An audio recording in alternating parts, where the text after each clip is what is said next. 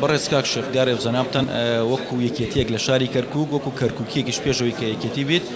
هۆکار چییە کە کەرکووک هەموو قوربانیدا کە ئەمڕۆ یادی ئەو ڕۆژە نەگریسەیە کە داعش هێرشێکی بەرفراوانی کرد لەسەر شاری کەرکووک هاوڵاتیانی کەرکووک و هەروەها هێزی پێشمەرگە توانیان بەرگریکی باش لە کەرکووک بکەن بە پشتیوانی هێزی هاوپەیمانی بەڵام بەداخەوە دەبینی ئێستا کەرکووک ئەمە باردۆخەکەیەتی و باردۆخێکی زۆر سەختا تێپەڕە بێ بەڕای جەنابتان وەکو هاوڵاتێکی کەرکووکی وەکو کەسێک کە ئەندامن لە مەڵبەندی یەکێتی نیشتیمانی کوردستان هۆکارەکان چییە کەرکووک بەم دۆخە گەیشت سەرەتا بەخێر بێن هۆکارەکان زۆرن جەنابێش دووسێ دەقەوە نییە ئەمەی من کە بیڵێم بمێ بیڵم هۆکارەکان بۆ بژمێرم سەعاتێ دەبێ قسە بکەم بەڵام ئەڵێ قسە چوارە دوانی بەکارە کوردوە کەم بۆ زۆر بڵێ هۆکاری ئەوەی کە کەرکووک گەیشتە ئەم دۆخە یەکەم هۆکاری ناتەبایی حیزبە کوردستانەکانە ئەمە یەک دووەم هۆکاری بێوەفایی حیزبەکانی عێراقە بۆ نمونە بەڕێز مامجەلال وای لێ هات بوو بە سەمامی ئەمان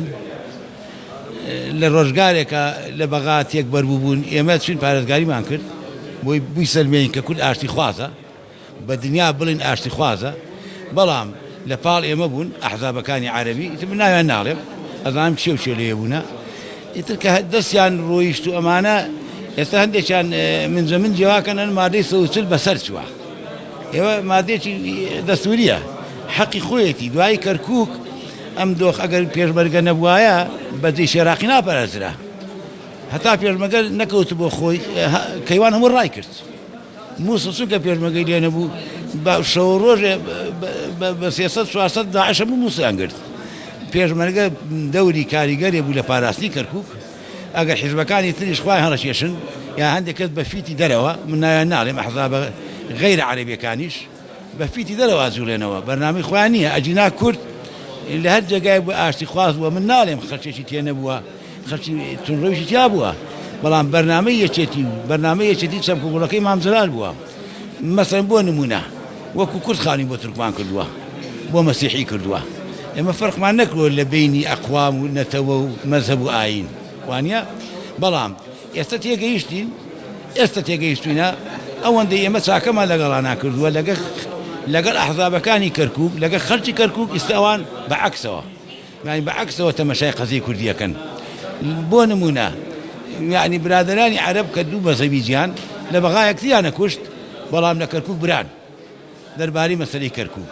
مەسەلەی کەرکووک مەسەلەیەکە مامزارە فەرمە کلی چارەسەری هەموو کێشەکانە ئەگەر ئەم ڕۆژ نەبێت سبەی نەبێت دووەی ئەم نەوەی کە دێت وردە دیموکراسیت بەرقەرارە بێت دیموکراسیت بەدەنگدانە بەڵام ئێستش حاڵی حاضر تعریب هەر بەردەوامە بە شێوەیەکی تر بە خشکەی تعریب بەردەوامە ئەمە خلافی قانونە خلافی دەستورە